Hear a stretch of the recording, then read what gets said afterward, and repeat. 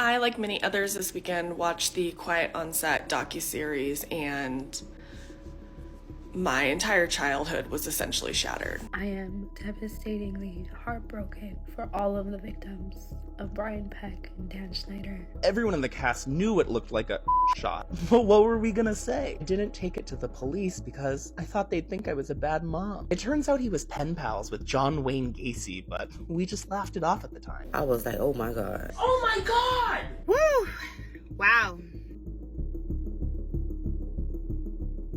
How was that guy not locked up? Is this pissing anybody else off? Last month, HBO released Quiet on Set, The Dark Side of Kids TV, a docuseries that chronicles Nickelodeon and its heyday in the 90s and early 2000s, and the toxic, abusive men who took advantage of the young child actors on set. This show has been met with widespread reactions, especially from millennials whose childhood is incredibly wrapped up in the shows and actors who are chronicled in the documentary. Today, as part of a two-part series on fame in America, I'm investigating the ethical and legal side of child acting in an industry that has proven itself time and again incapable of protecting vulnerable performers from the abusive antics of some of Hollywood's most powerful men. What laws are in place to protect child actors? Who is ultimately responsible for their well-being? The state? The studios? Their parents? And what happens when their parents turn into mommy vloggers and take the role of not only manager but also employer? Should children ever be entertainment?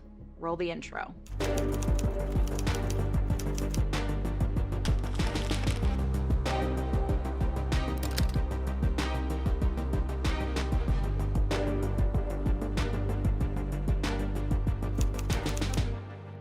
This is my perfect angel baby daughter Moira, and we would like to thank my partner on today's video, Sundays. Most healthy dog foods are frankly an expensive frozen mess, and I don't know if you've ever met a bulldog before, but being goopy is not something they need help with. So adding goopy foods to the mix is really not it. Sundays is dog food that works with your life. No defrosting, no prep, no cleanup, just healthy and easy. Sundays is 100% human grade and uses only real food ingredients that you can recognize, pronounce, and probably eat yourself. It's not kibble, pre-cooked, or frozen. It's gently air-dried to preserve nutrition and flavor. It was founded by veterinarian Dr. 𝗬𝗓𝗏𝗏 because she couldn't find a dog food that was as nutritious as home-cooked meals or as convenient as dry food. So over 3 years and 17 formulations, she made it herself. We love that. And Moira loves Sundays. I get that starting your pup on new food is a big deal, which is why Sundays offers samples. This gives your pup a chance to try Sundays and fall in love. You just pay shipping and handling. And when you're ready, go to sundaysfordogs.com/Leeja or use code Leeja at checkout to get 50% off your first order. Thanks, Sundays. Say thanks, Sundays. Thank you, Sundays.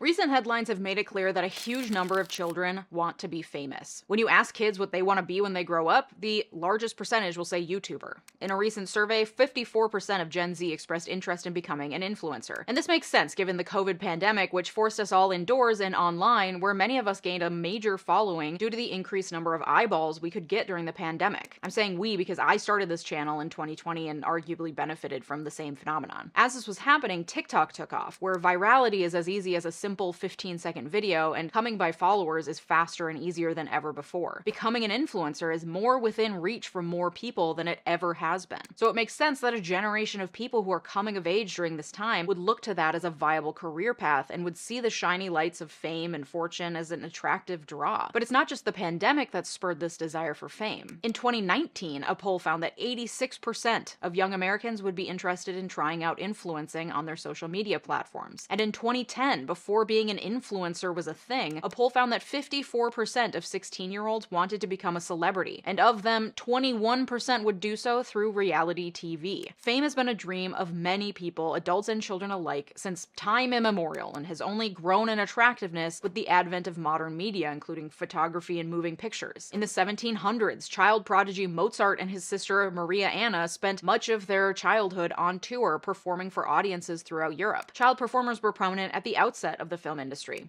Charlie Chapman's lauded silent film The Kid, released in 1921, starred 5-year-old Jackie Coogan and catapulted the child into international fame. And with the advent of television came shows starring children like in Leave It to Beaver. And in 1979, Nickelodeon launched as the first US cable channel targeted at children. The channel really hit its stride by the 90s, debuting banger after banger like Doug, Ren and Stimpy, Are You Afraid of the Dark, and Clarissa Explains It All. Then in 1994, the channel launched the sketch comedy show All That and brought on Dan Schneider Schneider. And that's where the new docuseries Quiet on Set begins, detailing allegations against Dan Schneider for workplace harassment and discrimination against female employees, increasingly dominating and manipulative behavior towards cast members, and inappropriate sexualized jokes and imagery infused in every show he worked on, from On Air Dare, Nickelodeon's version of Fear Factor, to The Amanda Show, where a character called Penelope Taint was regularly featured, featuring Amanda playing her biggest fan, Penelope Taint, to tons and tons of scenes featuring child actors' feet, to a bit where Dan Schneider appeared in a hot tub with a bikini-clad Amanda Bynes. The series goes on to chronicle the 3 different known sexual predators who were hired to work with children in the late 90s and early 2000s at Nickelodeon. The biggest revelation comes when it's revealed that acting coach Brian Peck, who was arrested on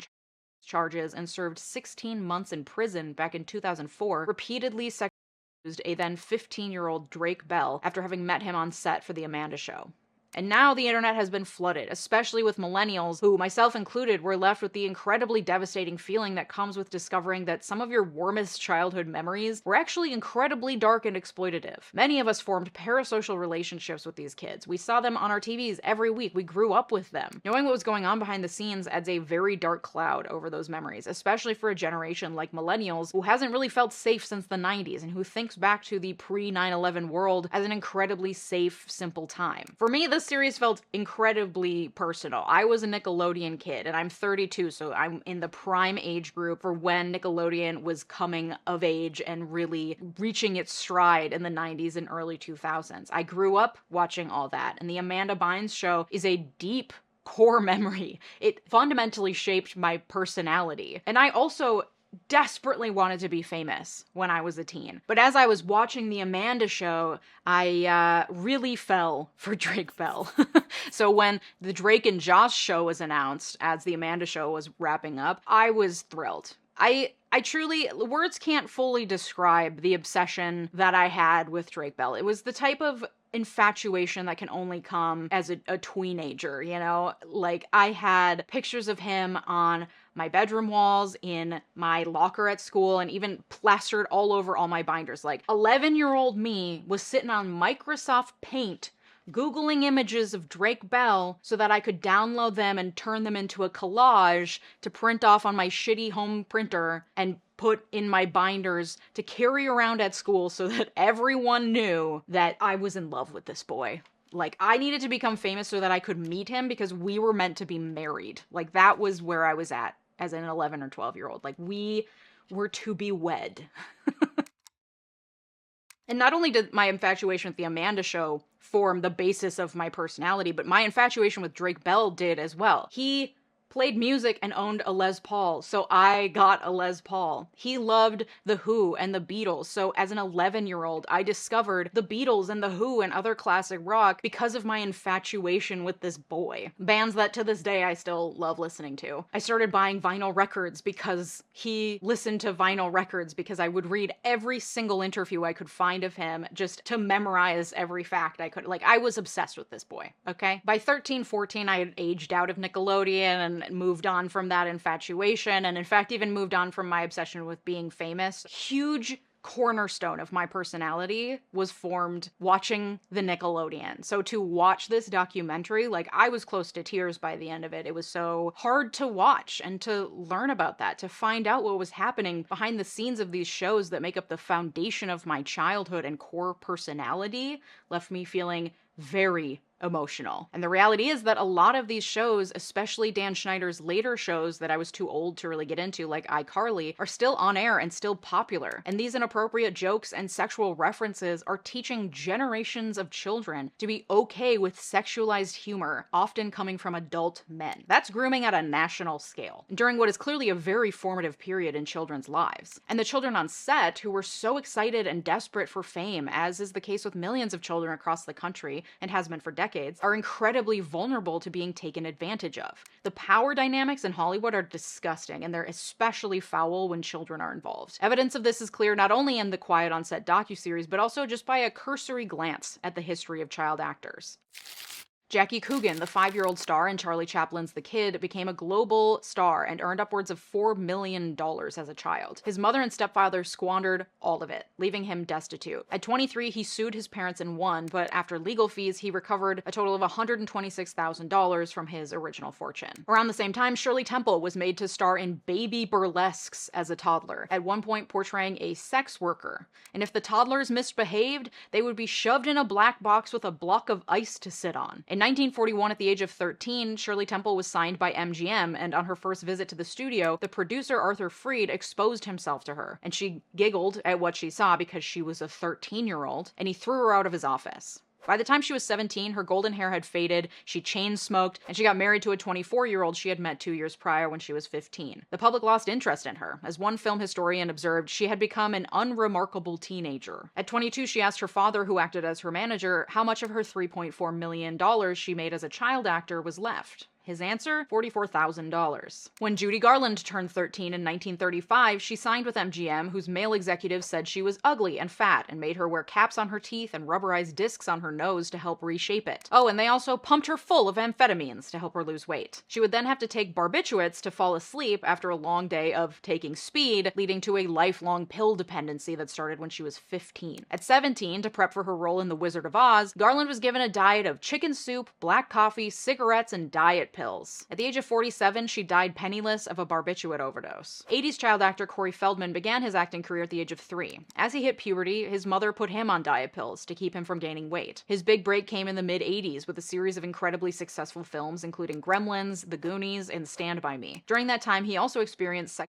abuse at the hands of an adult man who had been hired to be his assistant. He would frequent LA clubs that let in underage Hollywood elite, where he also experienced use. During this time, he began to experiment heavily with drugs, starting with cocaine and eventually turning to crack and heroin. By 1990, he was on street corners in LA selling his CDs to get his hands on drug money. Corey Haim rose to prominence at the same time as Corey Feldman, leading to their moniker the Two Coreys. He landed his first roles in the early 80s and gained considerable fame as a heartthrob by the middle of the decade. He claimed to have had his first beer on set filming the teen dramedy Lucas in 1985 when he was 14 years old. He too experienced assault around this time, though the details were never clear. Haim and Feldman starred in The Lost Boys in 1987, and the two became fast friends. He formed a cocaine addiction that also led to crack, and by the 2000s, his career had fizzled. His addiction spiraled to opioid use, and he began selling his teeth and hair online for extra money. Corey Haim died of a drug overdose in 2010 at the age of 38. Drew Barrymore found considerable fame at 7 years old with the success of E.T. Her father was a violent alcoholic. Her mother took her to Studio 54 when she was 9 years old. There, she began experimenting with drugs and alcohol, becoming a self-described party girl before the age of 12. By 13, she was suicidal. She was placed in a mental institution for 18 months, after which she sought emancipation from her parents and supported herself at 14 with menial jobs cleaning toilets and working in restaurants to pay rent for her own apartment. After 3 years in Hollywood exile, at 17, she made a comeback that frankly is probably the most impressive child actor comeback in Hollywood history. Macaulay Culkin landed his first acting roles in the mid-80s when he was 4 years old. In 1990, at the age of 10, he landed his role in Home Alone, making him the biggest child star in the world.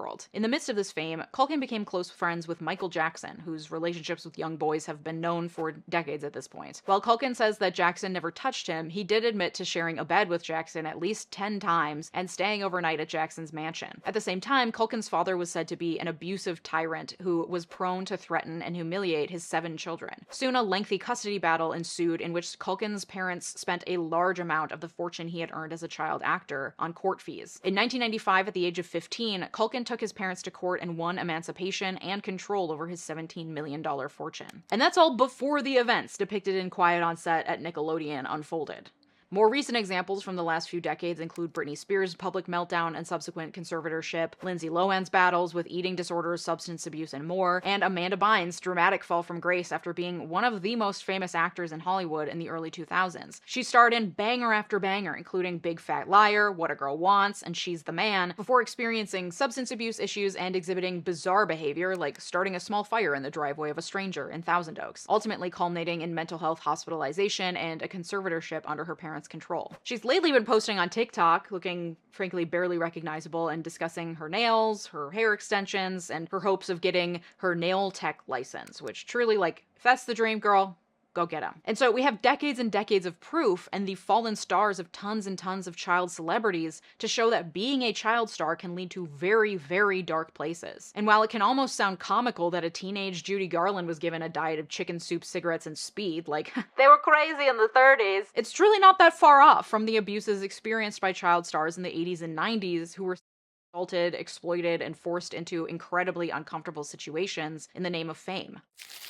The main way to combat this abuse of power by industry execs and parents and everyone in between is through regulation. Regulation written by lawmakers is preferable because, in its absence, the major studios basically get to govern themselves. And we all know what happens when private companies are given that much free rein. For a long time prior to the growth of the movie industry, there weren't any laws governing child actors. Hell, there weren't any laws governing child labor generally. That was a product of the Industrial Revolution, and many years of organizing for labor standards and practices that protected workers and children. Before those laws were passed, children in entertainment and really in society were largely treated like tiny adults who were ready for hard labor the moment they had the dexterity for it in their tiny little baby fingies. Child mortality was so high that emotional attachment to children was pretty limited. Until the mid-1800s, children rarely were given funerals, and the idea of childhood as a sensitive time meant for important development was a result of the Industrial Revolution, when the simultaneous advent of the camera and the assembly line meant that people were getting first-hand glimpses of the hard life of a child factory worker, whose tiny hands were often used for dangerous jobs that adults couldn't complete. And this led to a philanthropic movement and the beginning of seeing children as the object of pity to be protected from the evils of the world. One of the first laws passed to protect children was the codification of the infancy doctrine in California in 1872. The infancy doctrine had a long history in common law, that is, law that judges made up as opposed to laws written by lawmakers, and it holds that children, being under 18 and therefore assumed by law that due to their age they are incapable of understanding the contents of a contract, had the right to pull out of a contract they've signed at any time for any reason. So contracts with children weren't legally binding, but only to the children. The party contracting with the children was obligated to follow through and could not cancel the contract the same way children could. This meant that in California, at the dawning of the film industry, film studios wanted young child actors to act in their new motion pictures, but they weren't really interested in doing so because any kid they signed could screw them over. This was especially so by the 1920s, when the film industry was operating under the studio system, in which actors received long-term contracts to star exclusively in one studio's movies for a period of usually 7 years. Children, however, could sign those contracts and then jump ship whenever they wanted. So the film industry put pressure on the government of California, and in 1927, the state removed minors' rights to disaffirm contracts so long as the contract was approved by a county superior court judge. There was, of course, no standards set for what the contract should look like, so the studio heads just had to find a judge who would approve the contract, and bada bing, bada boom, that baby has legal obligations. Then along came Jackie Coogan, remember the 5-year-old star from Charlie Chaplin's The Kid? And at 23, in 1938, he sued his parents and won, but only a measly $126,000 of his multi-million-dollar fortune. Because of his fame and the optics of this case, the California legislature quickly pushed through the Coogan Act. This act gave judges the discretion to require that contracts with children set aside some of the child's income in a trust fund or savings account, not to be touched until the child came of age. And this money was to be taken from the child's net income after management and other fees had already been subtracted. This act was a first step towards protecting child actors, but left many loopholes. Judges had discretion to create a trust account, but they weren't required to. The amount in savings being taken from the child's net proceeds meant that managers and others got a big slice of the pie before the child's percentage could ever be put into savings. And parents began acting as managers, assistants, talent, coaches, whatever for their child in order to get a cut of the proceeds before it ever hit the kid's bank account. And I'm sure you're like, all right, Leeja, but the Coogan Act was passed in 1938. Surely they quickly saw those loopholes and reworked the law so kids were more protected.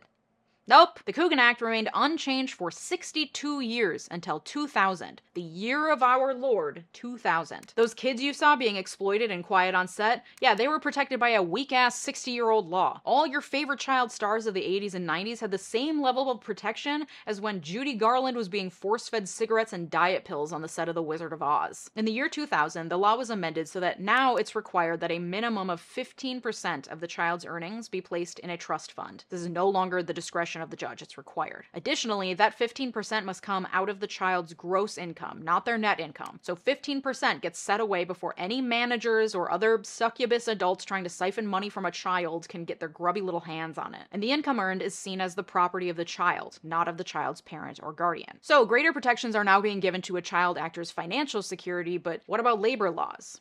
The Fair Labor Standards Act, or FLSA, was also passed at the federal level in 1938, same year as the Coogan Act. The FLSA, among other things, created the right to minimum wage and overtime pay and prohibits the employment of minors in oppressive child labor. But you know what the FLSA didn't apply to? The entertainment industry. Big old exception. No child laborers, but oh, Hollywood, you're good. Keep doing what you're doing. Babies in black boxes sitting on ice cubes, that's fine.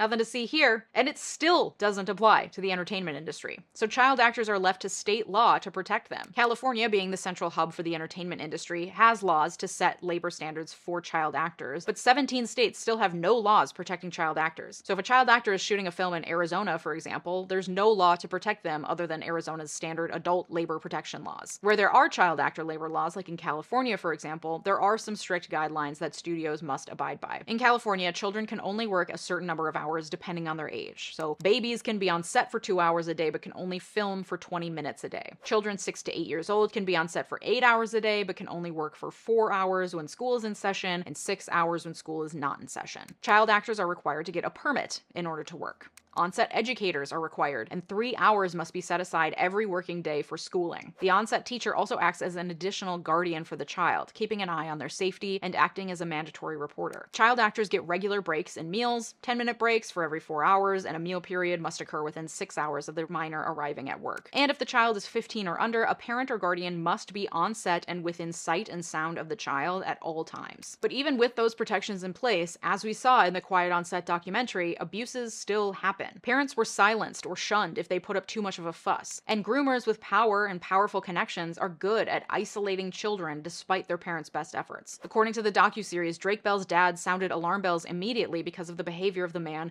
who would then go on to accuse Drake. But slowly, Brian Peck, that man, managed to alienate Drake from his father despite all of these protections in place. After he was convicted in 2004 and served his jail time, Brian Peck still managed to work in Hollywood. Not only in Hollywood, but with children in Hollywood. He landed a job on the set of The Sweet Life of Zack and Cody, despite being a known and registered child offender. He was quickly fired once the media got hold that Disney had hired a child offender, but it was a clear display of how quickly Hollywood forgets when it comes to fame and power and famous, powerful connections. At Brian Peck's sentencing hearing, numerous actors wrote letters of support for him. James Marsden, Taran Killam, who worked alongside Bell on The Amanda Show, Ryder Strong and Will Friedle, who starred in Boy Meets World and worked with Peck when they were child actors. Strong and Friedle have since come out on their podcast, Pod Meets World, to acknowledge their role and discuss the way Peck had manipulated them as well when they were just kids. In 2012, the Child Performer Protection Act was passed in California. It requires all service providers who work with children in the entertainment industry to obtain a permit from the Department of Labor, including managers, publicists, photographers, acting coaches, summer camp counselors, and more. To get the permit, the person must submit to an FBI-level fingerprint clearance and be added to the state database of cleared providers so that parents are able to research the people working with their children. And this would have prevented Peck from getting that job at The Sweet Life of Zack and Cody, but it still wouldn't have protected Drake Bell, who was the victim of a man with enough power and connections that even a plea of no contest to a criminal conviction for being a child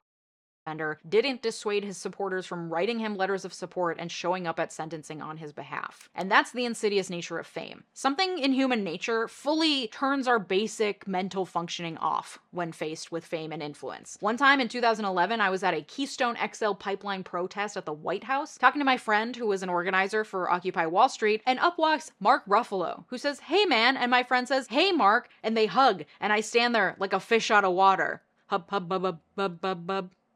Idiot. And while Mark Ruffalo seems like a genuinely nice guy and was giving daddy in those sex scenes in Poor Things, that level of power to make people starstruck either by your own star power or the celebrities you know gives ample opportunity for bad people to take advantage. And as far as I can tell, that's the name of the game in Hollywood. A constant scramble to step on as many bodies as possible towards the top of the food chain, to know the right people and toss everyone else to the side. And so this culture and atmosphere is encouraged, and the most vulnerable people, like children, get very, very hurt in the process. But because of the internet and the growth of social media and the obsession with influencers and becoming an influencer, alongside the growth of reality TV, including child-focused shows like Toddlers and Tiaras or 19 Kids and Counting, that atmosphere has seeped out of Hollywood and into every corner of America, where kids and their parents who vie for fame can now obtain it without leaving their homes. And the bad actors are there too, waiting to take advantage. Lately, the conversation has been focused on mommy vloggers, a popular form of YouTube and TikTok content where parents chronicle chronicle their often staged perfectionistic life while raising children. And this content is wildly popular, with some families growing followings of 1 million plus people and earning hundreds of thousands, if not millions of dollars by filming themselves and their children. And I'm always shocked when I come across another mommy vlog with over 1 million followers. I will never understand the draw of that content, probably because I don't like children. So like, why would I care about a stranger's children? Which I guess is ironic to admit while making a video about protecting children. But listen, I deeply believe in protecting children. I just don't want to hang out with them. Okay? Anyway, in this realm of online content featuring children, where there is a lot of money to be made, the more content you make, there is a major legal gray area. The children are at home. Their parents are also their employers. This is a new form of media, and we all know that new developments in media or technology really baffles lawmakers. So questions naturally arise when you see the amount of content some of these families are putting out featuring children that are supposed to be going to school and doing homework and hanging out with their friends or doing extracurricular activities. Instead, they're at home doing a TikTok dance for mommy or whatever. And this legal gray area means that Child Protective Services isn't going to break down the door anytime a fan of a mommy vlog says they don't like the way the parents are parenting. And labor laws often don't apply to children in a family business. Also, appearing in a YouTube video doesn't fall under a clearly established type of labor. This isn't like having your 12-year-old watch the convenience store you own for a bit. And this isn't a traditional acting or modeling role where the child goes to a studio or a set to be photographed. This is a parent who may or may not have the child's best interest in mind, trying to grow a personal following off the use of the children on screen. This is also a legal gray area because in many states, there are laws restricting someone else's use of your likeness for commercial gain, but that often doesn't apply to parents and children. Parents can sign over rights to their child's likeness, or in the case of mommy vloggers, personally profit off of it themselves. In the best case scenario, this is an ongoing conversation with the child in which the parent only films what the child agrees to do, and it, at least from the outside, appears to be fun for the parents and for the kids. Though then there's of course the question of whether a child should be given the ability to consent to anything like that, especially given the number of creeps online who will take innocent images and do all sorts of horrific shit with them. Can the child really consent? And does the child or even the parent fully understand what they are consenting to when agreeing to put images of children online? And that's the best case scenario. Worst case scenario, well, we've seen examples of that already. Most recently, mommy vlogger Ruby Frank, who ran the now defunct YouTube channel 8Passengers with her husband and 6 children, was arrested along with her business partner Jodi Hildebrandt and slapped with 6 counts of felony use. Frank's channel 8Passengers had over 2 million subscribers at its peak in 2023. The channel was launched in 2015, and by 2020, allegations of were already wildly circulating based on videos in which Frank bragged about withholding food as punishment, removing the bedroom door from her teenager's room, and revoking bedroom privileges altogether for one of her children, who was forced to sleep on a beanbag chair in the living room for 8 months. She also bragged about making her 6-year-old go hungry at school as punishment for not remembering to bring her boxed lunch. And this was all stuff she felt comfortable showing on screen.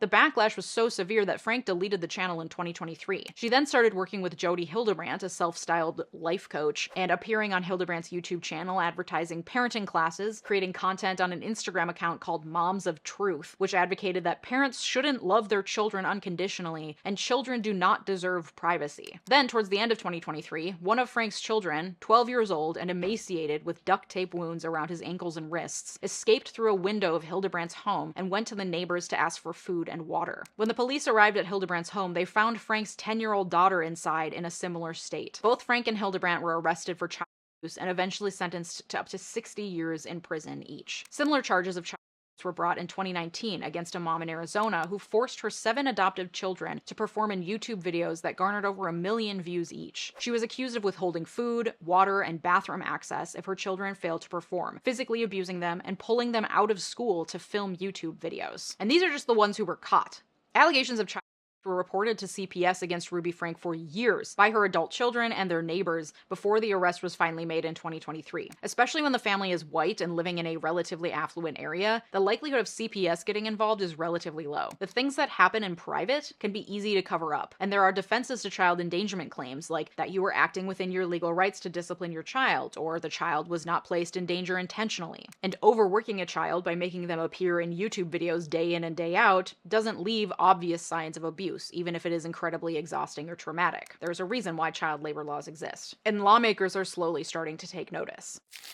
In California, the Child Content Creator Rights Act has been introduced, which would require a percentage of the money earned from online content be placed in trust accounts for children whose parents include them in 30% of their content or more. Similarly, in Illinois, a bill was just passed that requires minors to be compensated for their work in online content. The child would have to appear in 30% or more of the family's video content within a 30-day period, and the parent must submit a report to the Department of Labor. Additionally, it requires that all of a child's gross earnings, not just 15%, be placed in a trust account until the child is 18, and the child can initiate a lawsuit if the parent doesn't properly compensate them. And at least 9 states have introduced legislation to protect child influencers in 2024. In Maryland, a promising bill mirrors the one created in Illinois, but goes a step further by allowing children, upon turning 18, the right to request that a social media platform delete content in which they are featured as minors, also known as the right to be forgotten. It requires social media platforms to take all reasonable steps to comply. And while a lot of organizations working to protect children applaud this legislation,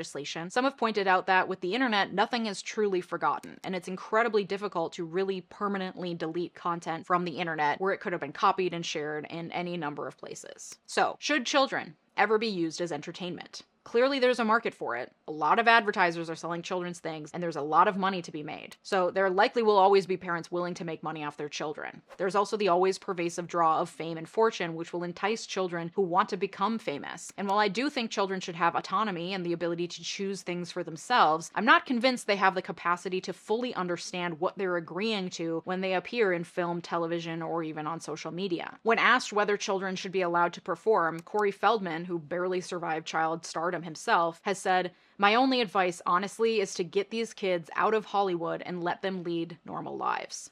Do you agree?